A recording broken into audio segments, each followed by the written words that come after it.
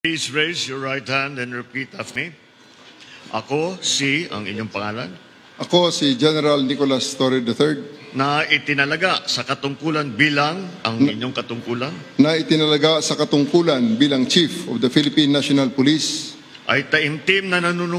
ay taimtim na nanunumpa. Natutuparin ko ng buong husay at katapatan Natutuparin ko ng buong husay at katapatan sa abot ng aking makakaya ang mga takdang gampanin ng aking bagong katungkulan. ng aking bagong katungkulan. Kalinsabay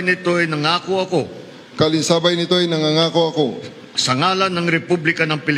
sa ngalan ng Republika ng Pilipinas na aking itataguyod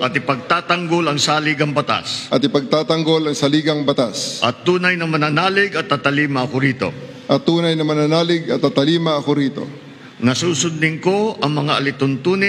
Nasusundin ko ang mga alituntunin, mga kautosang legal, at mga dekretong pinaiiral ng mga sadyang itinakdang may kapangyarihan. Sa ilalim ng Republika ng Pilipinas. At kusa kong babalikatin. Ang pananagutang ito. Na walang anumang pasubali. O hangaring umiwas. Kasihan nawa ako ng Diyos. Congratulations, sir.